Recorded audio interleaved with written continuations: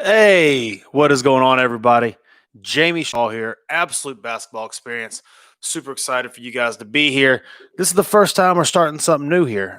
Going live, going to do a live stream here. Just going to talk and see. If you log on, I know I didn't promote this or anything at all, but if you log on and do look, feel free to comment, ask questions over on the side and everything. This is an interactive type of situation. This will be something that I do a whole lot more of in the future. Hopefully try to nail down like an every Sunday night type of deal, going live and all that type of stuff.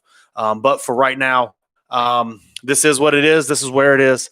I'm going to go over this past weekend's event. I was at the Phenom Summer Havoc in Rock Hill, South Carolina. Great event. I believe they had over 140 or so teams that were there. Really want to commend their efforts on the COVID situation. Everybody had masks on. The social distancing was in place. They were very strict with the rules, which is something I greatly appreciate when it comes to the health, when it comes to all that type of stuff. Great job there. And also the facility, the Rock Hill facility, if y'all haven't been to that sports complex, absolutely second to none. It's got the beautiful arena. And then it has the 8 courts going to the back and all that type of stuff too. So top-notch facility and stuff. And the Phenom crew did a really good job with the COVID stuff and the quarantining and the social distancing and the masking and all that type of stuff as well. But getting into it, the players, that is what everybody was there to see. That is what the colleges were tuned into the live stream for. And that was the exciting part that kept everybody coming back and everything too. The players. So I have some storylines that I wanted to go through from the event. My takeaways, remind you, these are strictly from the games that I watched. I could take questions about the players and all that type of stuff too. Please go ahead and feel free to send them in if you're on this and seeing this. But also too, this is from the games that I watched, the storylines that I gathered on it and everything too. So starting off, Team Charlotte 16U group is the best 16U group in the state of North Carolina. They've won 17 straight games coming into, I guess, today. And they've done so in kind of a strong fashion. Their team, Trey Green, Jordan Crawford, Davion Cunningham, Jeremy Gregory, Daniel Sanford, Makai Grant, Logan Blair, Kennard Davis, and others kind of go out. They gel. They mesh together very well.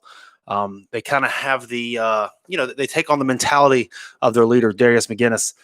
They're really, really fiery and passionate coach, and the team takes that onto the court with them. They have incredible depth. Coach McGinnis isn't afraid to substitute in and out his players. They lead by their defense. Their defense is what really gets them going. They rebound. They make shots. They penetrate downhill. They're unselfish. They pretty much do everything that you really want a winning team, a winning program to do. That is that Team Charlotte 16U group. If you continuously look on the scoring leaders and all that type of stuff, you'll see a lot of Jeremy Gregory. You'll see a lot of Trey Green up there. Those are probably the 2 leaders of the team. But again, this is a deep team. This is not a team that this is not a team that has like 2 really good players and then all of a sudden a bevy of under role players and all that type of stuff. If Trey Green didn't perform and Davion Cunningham steps right up in a spot in a next man up type of situation, Jeremy Gregory's not getting it done. Makai Grant comes in, starts doing some things. And that's the beauty of kind of this team as to why they're rolling through everybody. They beat CP3 by 25 or so this weekend. They beat Team Curry. I believe it was by double digits as well. In a good contest yesterday that I saw as well. Going through Trey Green, 5'10" point guard, shoots the cover off of it tough. His dad played football at Duke. He can really shoot it, pass it. Just a really tough-minded guard. He makes the plays that you want a point guard to make. He's never rattled. He's able to touch the paint. He's able to make decisions out of that. Jordan Crawford, knockdown shooter. He's a catch and shoot specialist with some length and stuff on defense. Davion Cunningham is a name to start paying attention to because he's one who could have a breakout season. North Mech always keeps a couple guards in the holster. Davion is one, lengthy, athletic, quick twitch. His body is still developing and stuff. And as it continues to do so, he was just stuck last year behind Diddy, who's going up to Robert Morris, and Tristan, who's going over to Georgia Tech. So There's going to be the keys to the car going to be his this year. Expect possibly a little breakout for him as it's all coming together for him. Jeremy Gregory, 6'6", 6'7" post player, just has great hands and understanding of where he needs to be. Daniel Sanford, he's a very intriguing prospect, standing 6'7" with a 7'2" wingspan. Tennessee was his most recent offer, if I'm not mistaken, and he kind of looks in that undersized 4 or 5 man role that they do so well with. It's very switchable on defense, does some tough guy stuff, rebounds it, and all that type of stuff. Makai Grant, he's playing up in age group, just like Trey Green. They're both 2023 kids playing up in age group. Lefty, 6'8", kind of a skilled 4. Logan Blair, ball of energy, 6'5", plays the point of the press, lengthy. Also, I don't know if he does, but he could be a football player type of guy. He's got that type of frame and toughness to him too that just translates to the basketball court to make winning plays. Kennard Davis, backup point guard, handles the ball, does some great stuff, gives great minutes to Trey Green, and all that type of stuff too. And they have the wide receiver too from West Charlotte, 6'6", runs the floor at an incredibly high rate, plays above the rim, great in the passing lanes on defense and all that type of stuff too. Team Charlotte. Storyline number 1, Team Charlotte 16U, the best team in the state of North Carolina for their age group. Moving on. Storyline number 2. This is also a player standout. Can we start talking about Toby Harris and Freddie De Leon at the appropriate amount? Toby Harris is a 6'7" shooting guard, perhaps the best shooter in the state of North Carolina. If not the best shooter, he is in that conversation for sure.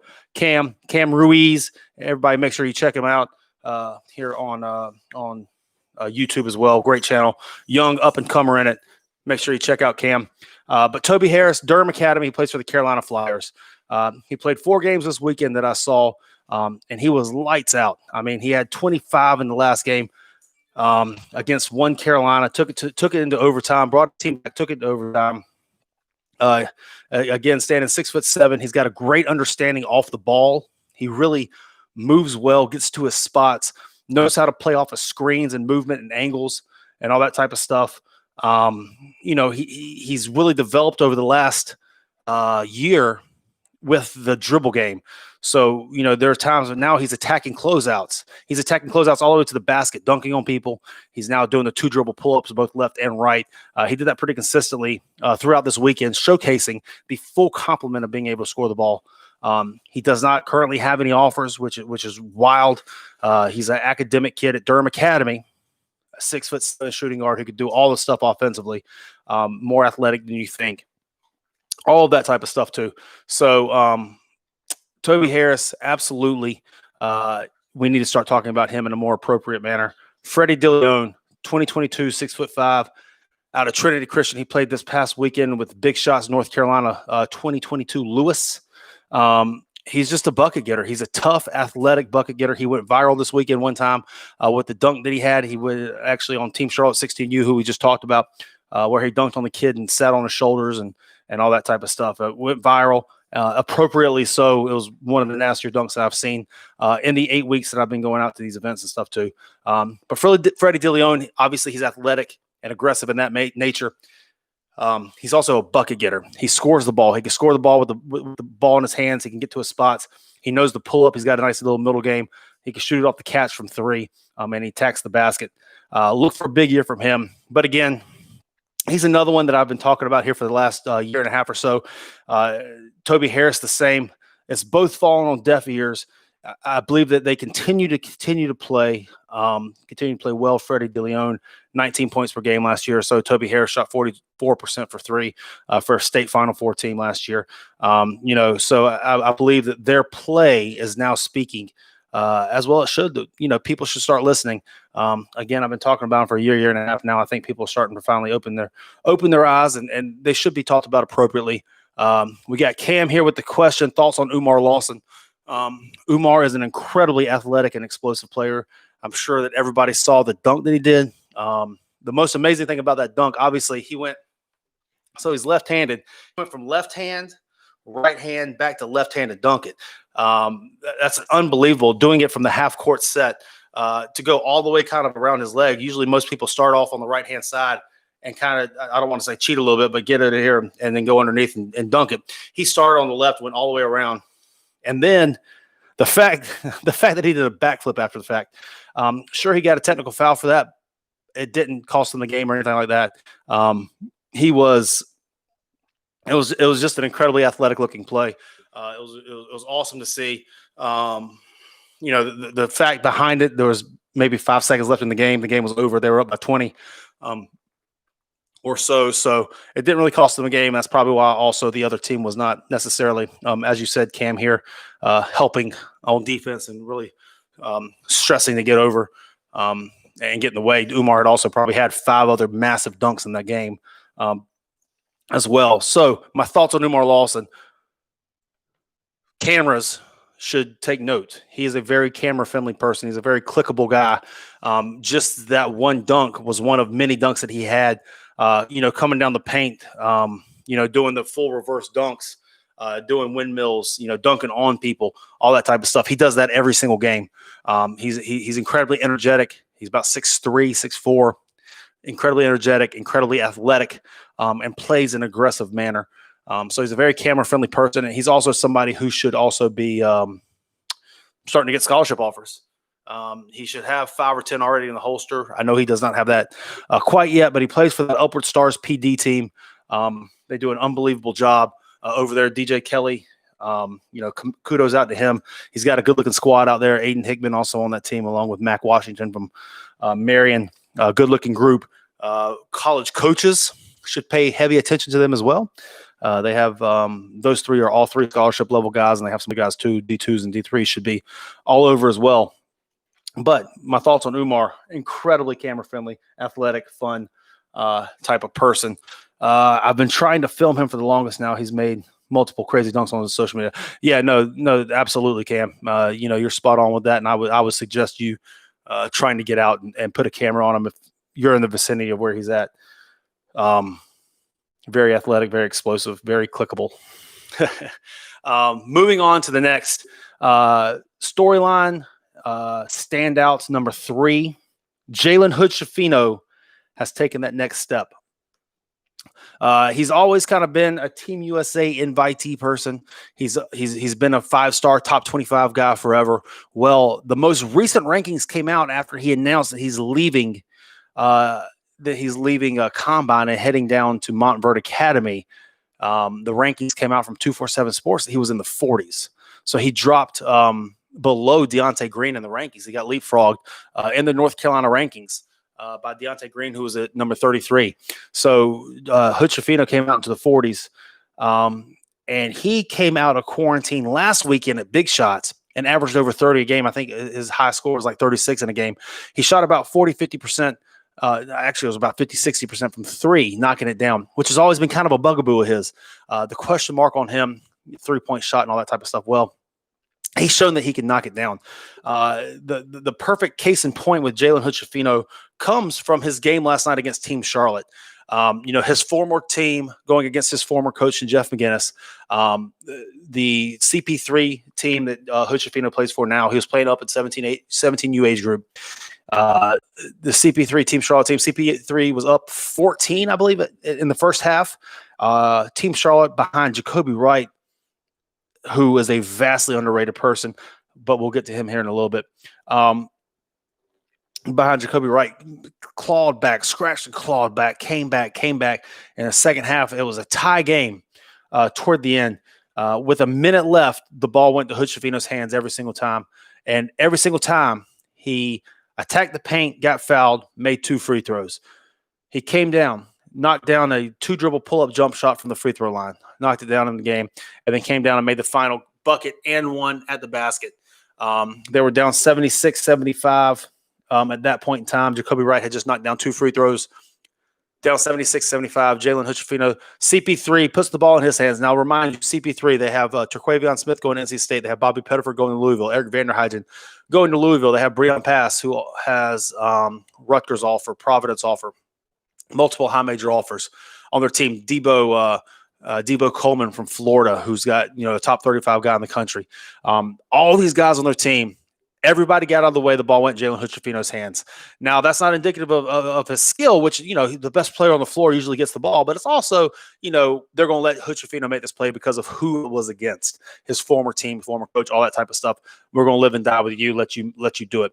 And Hood-Schifino stepped up to the challenge. Team Charlotte, traditionally a very great defensive team, very strong defensive team. And Hood-Schifino took over at the end of the game.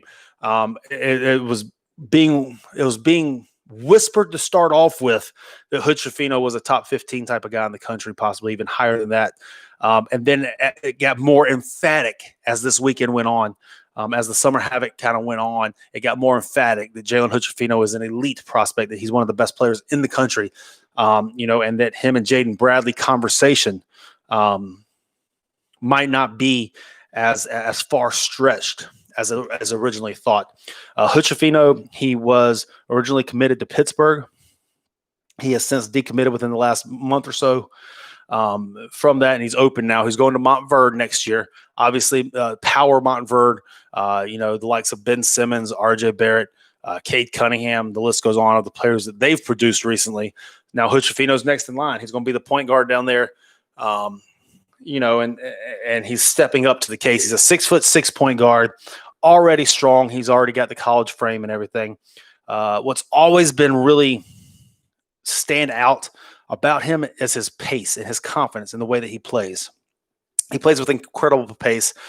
He plays, never gets rattled, never gets rushed, and all that. Now he's playing with a scorer's acumen. Now he's playing with the ability to get to his spots and make his shots. His footwork's great. His jump shot is on point. He's able to pull up, at speed once he gets you on your hip, like you want from a big guard.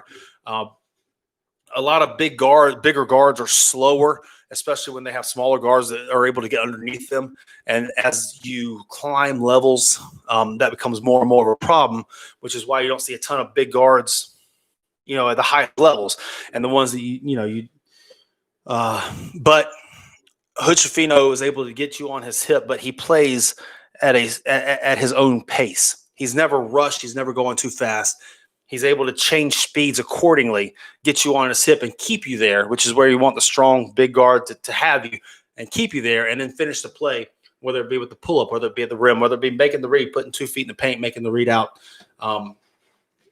to the open man.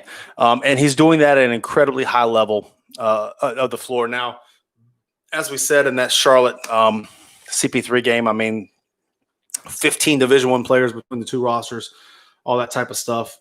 And it was Hood-Schifino and Jacoby Wright who were the best two players on the floor. I believe it could be said. But, Hood-Schifino is screaming loudly that he's a 5-star prospect. He's screaming loudly that he is a blue blood type of guard. Can go anywhere. He'd be able to pick and choose wherever he wants to go in the country. And the word elite could be used to describe his name. Let's see here. A couple more questions. Montverde. Top guy and or game that I saw this past weekend. So the top player was Robert Dillingham. I guess the top performance was Robert Dillingham. He had 56 yesterday. I didn't watch the full game, but I watched, I guess, the equivalent of about 3/4 of it. And it was just easy buckets, just like Robert Dillingham always does. He gets easy, effortless buckets. Nothing flashy, nothing fancy, all within the flow of the offense. He either gets downhill to the rim or knocks down the jump shot, or however the case. It's just doesn't even break a sweat going for 30. That's easy and effortless. And he did that again this weekend. Top game that I saw was that CP3 Team Charlotte game. Started off with the fact that it didn't look like it was going to be a close one. CP3 was up double figures the entire first half. And then Jacoby Wright kind of happened. Took over toward the end of the game. They scratched and clawed their way back, and then it ended up being a super exciting finish. Make sure you go to my Twitter feed. You can check out the final play at Jamie Shaw 5. It was a questionable call. The call on the floor, Hood-Schifino went in, finished it. They called an and one. The blocker charge was the question of there. Bang, bang play. Some people say that Hood-Schifino hit him on a Euro kind of at the end. Didn't catch him square as the final man turned. Some people said that the feet were moving a little bit. Some people say it was a charge, but hey, that's the beautiful thing of being an armchair quarterback. Is not being the referee on the floor. You can always go throughout an entire game, scrutinize all the plays and all that type of stuff, sit from the sidelines, and having those discussions are the fun things that happen. And the final topic here, the final storyline and standout, the 2023 class in the state of North Carolina is going to be incredibly fun to talk about these next few years. There's always been in this class a buzz surrounding the players coming up through this class. And I think that they're kind of starting to tear themselves out. I believe that the conversation starts at the top. The top two people that people are talking about, Caleb Foster and Robert Dillingham. I believe that those are the two guys that, for the most part, one of those two are at the top of people's lists in the 2023 class. Robert Dillingham, the guard, the high-scoring guard, I believe he went for over 50 again today. He had 56 yesterday. He averaged over 30 last year at the U.S. game, or last weekend at the U.S. games. He played as a freshman. He came off the bench as a freshman for the combine team for a lot of the year that was nationally ranked. Upset Oak Hill this year. And all that. Again, we talked about him a little bit ago. Smooth, effortless bucket getter. Caleb Foster, more of a traditional point guard, big body point guard, 6'3", 6'4". People have said that they remind him of Kendall Marshall with a jump shot. He's a dead-eye shooter at that type of size that allows him to toggle in between the 1 and 2. But teams play better. Teams play better when the ball's in Foster's hands. He just gets everybody involved. His ability to knock down pinpoint passes. The only other player really that I've seen from North Carolina in the last few years that really, really, really makes people better is Jaden Bradley, like Caleb Foster. There's something about him being on the floor with the ball in his hands that makes everybody around him just better. And then going from those two, I believe that you'll have a handful of a whole lot of other people say. Aiden Holloway, Aiden Holloway, who's at Covenant Day School, Jaden Young at Greensboro Day, Trey Green, whom we talked about earlier, going to be advanced, Trey Parker, who was at Cape Fear this past year, Jakel Powell, who just announced his transfer over to the Burlington School, and Isaiah Washington, who was at Pinecrest last year, along with Addison Archer, who just announced he was going to transfer to Victory Christian, and Jaden Spillman Martin, who just announced he was going to transfer to Winston-Salem Christian. That's a handful of guys there who all have the potential to end up being top 5 to 10 type of players within this 2023 class. And if you look at it, Aiden Holloway, I mean, he averaged 25 plus per game at the U.S. games this past week as well. Holloway is a pass first point guard. He's already got a Syracuse and Virginia Tech offer. He can really shoot the ball. He can really pass the ball. He sees the floor, never rushed. He's got all those point guard qualities that you have. You also have Jalen Curry, who was with Trey Green advanced, transferring over to Combine now. Lefty, who's just smooth and sees the floor well. He's got an effortless type of game to him. Lefties just kind of look more aesthetically pleasing whenever they do things. Curry's kind of got that little swag to him. He's got that feel, that cadence to his game. Jaden Young, 6'3", guard. He's a sharpshooter, combo guy. Greensboro Days transitioned him over to the point guard. He played a lot off the ball this past year. He'll be playing on the ball again. I mean, when he was a freshman at Wayne Country Day, his first freshman year before he reclassed, or Wayne Christian, I believe he shot 40+% from 3 on like 100 makes on the year. It was unbelievable shooting numbers as a true freshman. So now I guess he's in his reclass sophomore year coming up in 2023. And they're putting him on the ball this year. So the big-bodied guard playing on the ball with the ability to shoot the ball and stuff. Can't wait to see what he turns out to be. Trey Green, I've talked about him earlier. He's another point guard, just toughness, can shoot the ball. Trey Parker, younger brother of Quay Parker, incredibly explosive game. He's got a very, very, very video-friendly game as well. With his dunks, with his shots, his ability to touch the paint. He's got some flair to him also, but he's got IQ and skill to him as well. Jakel Powell, smooth, effortless game, reminds a lot of people of Bryce McGowan's down in South Carolina, with his ability to handle, shoot, and pass at 6'5" and lengthy. Isaiah Washington, another 6'5" kind of scoring wing guy. Addison Archer, 6'7" pogo stick around the basket. Jaden Spillman Martin, 6'9" rim protector who's got some skill. He can step out and knock down the three. Just continues to get better. And the X factor of this entire class is the Gus bus, Gus Alden. He's moving to the Asheville School from Mater Dei in California. If you look up every single weekend, he's got a viral video going. But Gus Alden is going to be another player coming in, 6'10". They call him Baby Jokic, big guard, all these fun things to see. But he'll be coming in the 2023 class in North Carolina at the Asheville School this coming up year too. So he's going to be the great X factor. But this 2023 class in North Carolina has the chance to have a ton of national notoriety.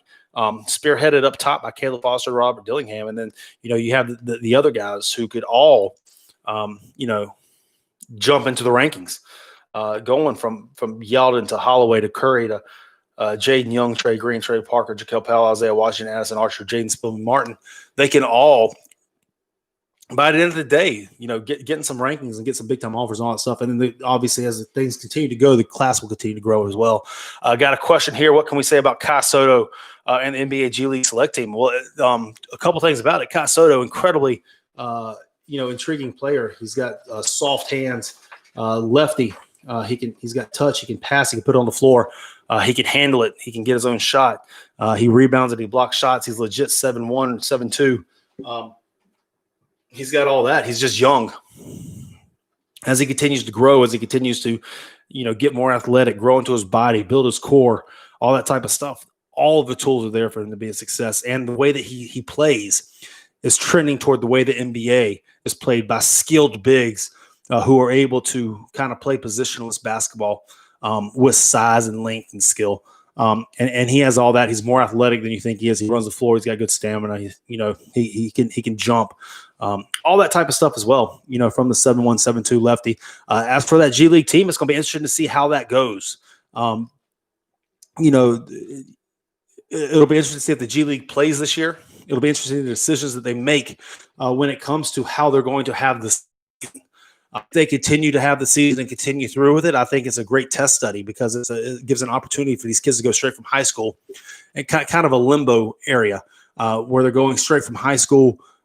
They can learn, they can still kind of feed out and then get ready in that year in a prep year instead of going off to college. They can focus on basketball and get better for basketball and get ready for the draft coming up the following year and all that type of stuff. So I think in theory, the G League Select Team is a great thing in theory.